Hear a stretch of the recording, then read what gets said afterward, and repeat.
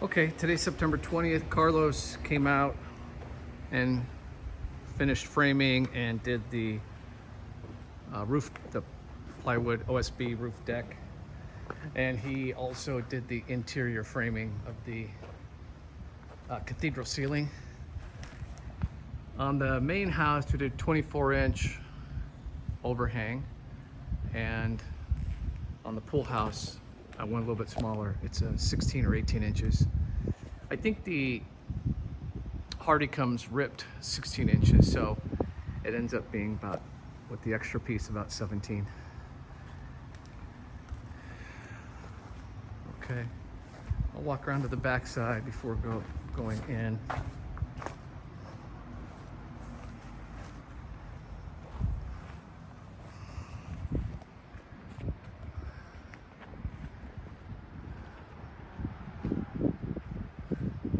Everybody thinks I'm gonna enclose it and put glass in all the openings, sliding glass doors, but I just want to keep it open and have this thing a place where you can get out of the sun, get in the shade. Okay. Oh, and let me just say that when I was designing it, my thought was to, instead of, I knew it would be rectangular because I wanted to block the street, but I did want this little arch so that it would look similar to the main arch at the main house. So kind of a little mini version of that. So I think we achieved that. Carlos did a good job there.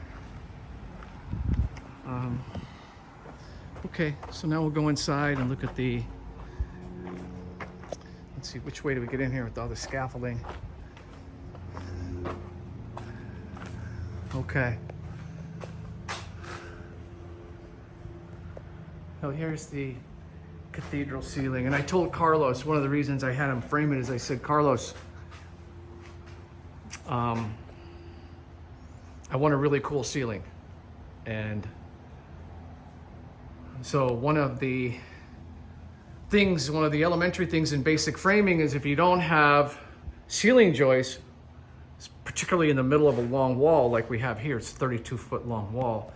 If you don't have some sort of tie going from here to there, then the wall will want to spread out. And the roof in the middle, the ridge line of the roof will want to dip down. That's kind of the natural tendency. So I know Carlos, I trust Carlos enough to be able to solve for that and still have an open ceiling. So what he's done is he's put a cathedral ceiling and you still have a triangle. Triangle, one of the strongest structures in framing. And so you can see all the triangles with these raised or elevated cathedral ceiling joists that tie directly to the rafters. So it's going to prevent this wall from pushing out, and the ridge, that's the top ridge